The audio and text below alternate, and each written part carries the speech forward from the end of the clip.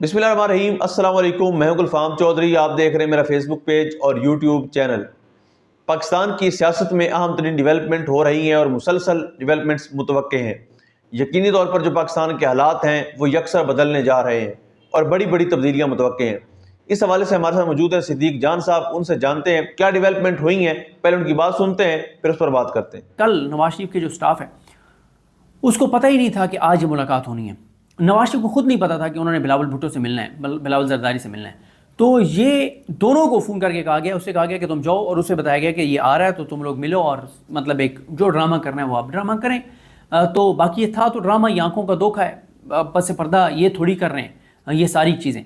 अच्छा, ये तो चाबी वाले खिलौने हैं। इसी तरह से आप ये देखें कि जो कल इन्होंने बुला लिया है, इन्होंने कल इजलास बुला लिया है स्पेशल, जो इन्होंने एक पार्लिमानी कमेटी बनाई हुई है खुर्शीद शाह साहब की सरबराही में, उसका भी इजलास बुला लिया है। अच्छा, आप देखें कि एक तरफ तो ये जो है वो कह रहे हैं कि SCO है और सारा फोकस SCO पे रखें। अच्छा, इनको भी पता है कि SCO से निकलना कुछ नहीं है। ज़ाहिर है पाकिस्तान के अंदर जो इस वक्त हालात हैं, सूरत हाल है, जो माहौल है, इसमें कौन पाकिस्तान में इन्वेस्ट करेगा जब ये हमारे हुक्मरान और सियासतदान सारे अभी भी इक़्तिदार में बैठ के इन्वेस्टमेंट पाकिस्तान से बाहर कर रहे हैं। जब हमारे अपने हुक्मरानों को हमारे सिस्टम पे एतमाद नहीं है, फिर बाहर वाले इन्वेस्टर्स को एक खौफ है कि अगर हम पाकिस्तान में इन्वेस्ट कर भी देते हैं तो ये तो फॉर्म 47 वाली हुकूमत है, कल को फॉर्म 45 वाली आई तो ये ना हो कि वो सारे इनको ऑडिट शुरू कर दें और हम इनको जो भी करप्शन, इनको जो भी हिस्सा देंगे ये तो सारा कुछ बढ़ जाएगा कल को। फिर यहाँ पे जो सिक्योरिटी की सिचुएशन है, क्योंकि हुकूमत को फोकस नहीं है सिक्योरिटी के ऊपर और इनका सारा फोकस काजी फाइस की एक्सटेंशन के ऊपर है, अपनी ज़ात और मफाद के ऊपर है। फिर एक और जो एक खदशा है ये मतलब यही सिक्योरिटी वाला और दहशतगर्दी वाला, और फिर जो यहाँ पे एनर्जी प्राइसेस हैं, बिजली इतनी महंगी है, तो ये मल्टीपल रीजंस हैं जिस वजह से एक मतलब इन्वेस्टमेंट जो एक्सपर्ट्स हैं वो कहते हैं कि इन्वेस्टमेंट नहीं आ सकती। ये ज़बानी कलामी बातें। और अब तो आपको पता है कि सऊदी अरब जिससे हम $100 अरब इन्वेस्ट करवाना चाहते थे, अब हमने उनको कहा है कि चलें आपने और कुछ नहीं पाकिस्तान में इन्वेस्ट करना तो अलबेक की एक ब्रांच पाकिस्तान में खोल दें ताकि हम कुछ तो दिखा सकें लोगों को कि इन्वेस्टमेंट सऊदी अरब की आ गई है। अगर 20, 25, 30 करोड़ 40 करोड़ रुपए की अलबेक अब हम यहाँ पे ब्रांच खुलवाने को अपनी बड़ी कामयाबी गर्दान रहे हैं, तो फिर आप खुद ही इससे अंदाज़ा लगा लें कि इस हुकूमत की कितनी क्रेडिबिलिटी है और इनकी सियासी तौर पे क्या हैसियत है। फिर इसी तरह से मैं आपको एक चीज़ बता दूं कि बाकी चीज़ें बताने से पहले कि तहरीक इंसाफ की जो बाहर लीडरशिप है उनसे पस पर्दा बहुत ज़्यादा राब्ते किए जा रहे हैं और ये दावा किया जा रहा है और शर्त लगाई जा रही है कि 18 तारीख को किसी सूरत तहरीक इंसाफ मार्च नहीं करेगी इस्लामाबाद की तरफ और किसी सूरत तहरीक इंसाफ को टफ टाइम नहीं देगी और ये ज़बानी कलामी बातें करते रहेंगे। कोई एग्रेसिव इनकी हिकमत अमली नहीं होगी। और 18 को हुकूमत की जानिब से ज़राए से खबरें आ गई हैं कि 18 को वो आइनी तरमीम पेश करने जा रहे हैं, लेकिन PTI की जानिब से बिल्कुल ठंड प्रोग्राम है और बिल्कुल नॉर्मल रूटीन में चीज़ें हो रही हैं, नॉर्मल से भी बदतर हो रही हैं। आप ज़रा एक चीज़ सोचें कि इमरान खान साहब जो हैं वो बानी चेयरमैन हैं और पहले चेयरमैन थे। ज़ाहिर है जब इमरान खान चेयरमैन थे तो रोज़ाना इमरान खान जो है वो स्पीच करते थे। आपको याद है कि उनका TV पे उनका वो हो गया, ब्लैक आउट हो गया, उनका नाम भी नहीं चलता था, लेकिन इमरान खान यूट्यूब पे आते थे और स्पीच करते थे। यूट्यूब के ज़रिए, सोशल मीडिया के ज़रिए वो पूरे पाकिस्तान और पूरी दुनिया में जो ओवरसीज़ पाकिस्तानी उन तक उनकी बात जाती थी।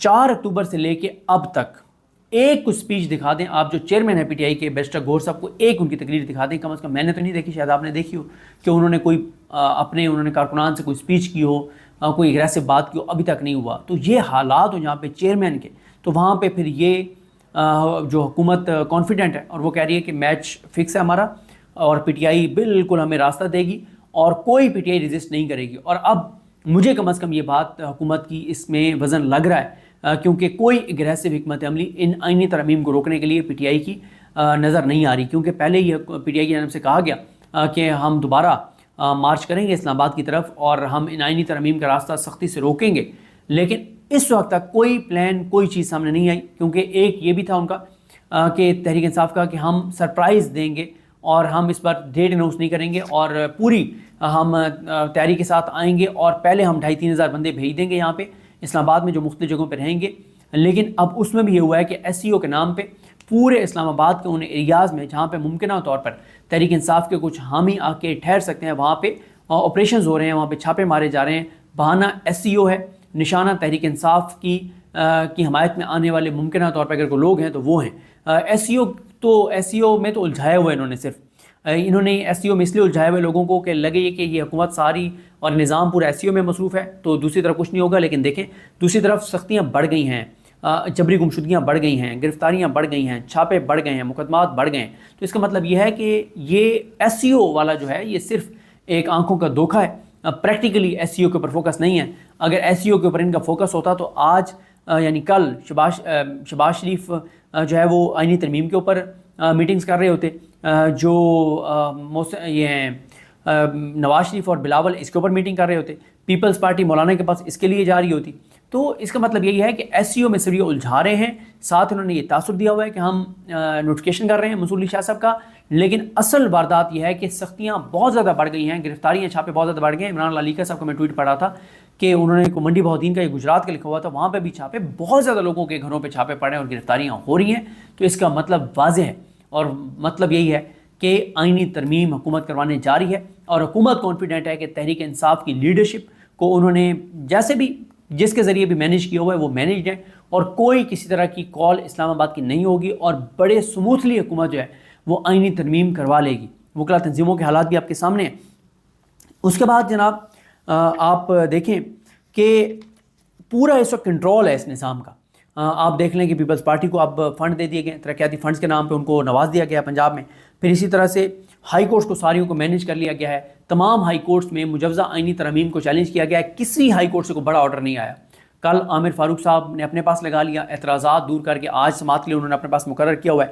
اب آپ دیکھیں نا کہ ہائی کورٹس میں جتنے معاملات گئے, یہ صدارتی آرڈیننس جو جاری کیا گیا تھا پریکٹس اینڈ پروسیجر کا, جس کے تحت منیب اختر صاحب کو کمیٹی سے اس نے قاضی فیصل نے نکالا تھا, اس کے اوپر کسی ہائی کورٹ نے کچھ نہیں کیا. مجوزہ آئینی ترامیم کے اوپر کوئی عدالت کچھ نہیں کر رہی. عمران خان سے ملاقاتوں کے اوپر اسلام آباد ہائی کورٹ میں صورتحال آپ کے سامنے ہیں, اور جو حسان نیازی کی والدہ ہیں اور بڑی بہادر ہیں, وہ بھی اپنے بھائی عمران خان کی طرح اور اپنے بیٹے حسان نیازی کی طرح, انہوں نے اب چیلنج کیا سلمان راجہ صاحب کے ذریعے. اس کو بھی عامر فاروق صاحب نے اعتراضات کے ساتھ آج 11 اکتوبر کو لگایا ہوا ہے, جمعے کے دن. اب آپ اندازہ لگائیں کہ عامر فاروق صاحب کوئی ایک آپ پی ٹی آئی کی پٹیشن بتا دیں جو کبھی وہ اعتراضات کے بغیر لگاتے ہوں. ہاں وہ انہوں نے لگائی تھی اعتراضات کے بغیر, جو پی ٹی آئی کے ایم این ایز گرفتار ہوئے تھے, کیونکہ وہ معاملہ انٹرنیشنلی بہت امبیرسمنٹ ہو گئی تھی. تو عامر فاروق صاحب نے بغیر اعتراضات کے لگا کے اور ایکسٹرا آرڈنری ریلیف دیا تھا, اور پھر ہفتے والے دن سماعت کر کے اور پھر فیصلہ دیا تھا. اور پہلی بار وہ بیٹھے تھے ہفتے والے دن, دوسری بار وہ ہفتے والے دن اس دن بیٹھے تھے جس دن یہ پی ٹی آئی کا پروٹیسٹ چل رہا تھا, اور وہ 5 اکتوبر کو بیٹھے تھے. تو عامر فاروق صاحب آپ کو پتہ ہے کہ ہفتے والے دن کیوں بیٹھتے ہوتے ہیں. باقی آپ ایمان مزاری کے ٹویٹس پڑھ لیں کہ جب وہ جبری گمشدگیوں پہ گئی عامر فاروق صاحب کے پاس, تو عامر فاروق صاحب نے کبھی کسی جبری گمشدگی کے لیے ہفتے والے دن نہیں بیٹھے.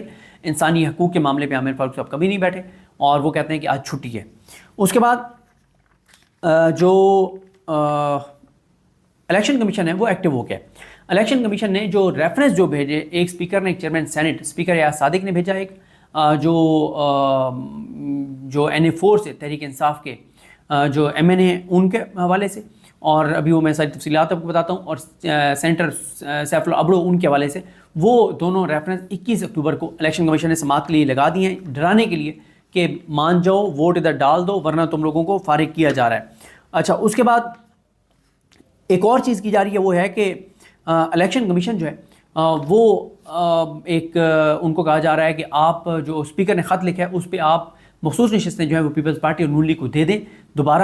اس کے لیے الیکشن کمیشن کا بتایا جا رہا ہے کہ وہ تیار ہو گیا الیکشن کمیشن, اور گو کہ الیکشن کمیشن یہ کر نہیں سکتا. اس لیے نہیں کر سکتا کہ یہ معاملات خود الیکشن کمیشن سپریم کورٹ لے جا چکا ہے کہ جناب پارلیمنٹ نے ایک قانون بدل دیا ہے تو ہم آپ اس قانون پہ چلیں گے یا آپ کی ججمنٹ پہ چلیں گے, اور پی ٹی آئی نے بھی اس کو چیلنج کیا ہوا ہے. تو الیکشن کمیشن کر ہی نہیں سکتا کیونکہ سپریم کورٹ کا تفصیلی فیصلہ آ چکا ہے, کل اردو میں بھی جاری کر دیا گیا ہے, تو کر ہی نہیں سکتا الیکشن کمیشن. لیکن اب جو نون لیگ نے کیا ہے, ایک نون لیگ کہہ رہی ہے کہ 18 کو ہم مجوزہ آئینی ترمیم پیش کر رہے ہیں, دوسرا نون لیگ نے جو ڈی نوٹیفائی ہوئی تھی ان کی مخصوص نشستوں کی خواتین ان کو اسلام آباد طلب کر لیا ہے, تیسرا الیکشن کمیشن کے اجلاس چل رہے ہیں, اور الیکشن کمیشن نے ابھی تک سپریم کورٹ کے فیصلے پر عمل درآمد کرتے ہوئے پی ٹی آئی کے 41 ایم این ایز کو پی ٹی آئی کے ڈکلیئر نہیں کیا, پی ٹی آئی کو مخصوص نشستیں فراہم نہیں کی.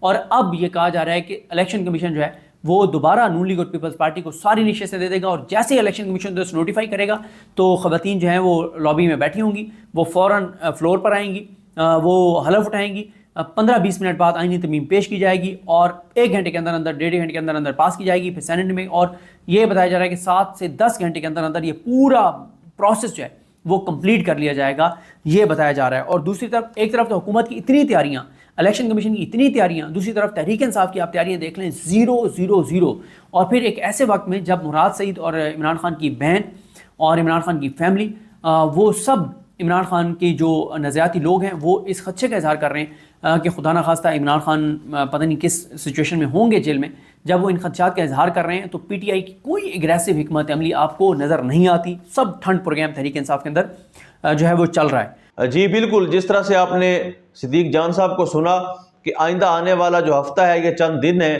یہ پاکستان کی سیاست میں کتنے اہم ہیں اور اس میں جو پاکستان کی سیاست ہے اس میں کتنی بڑی تبدیلیاں متوقع ہیں۔ اللہ پاک وطن عزیز کا حامی و ناصر ہو۔ پاکستان زندہ باد۔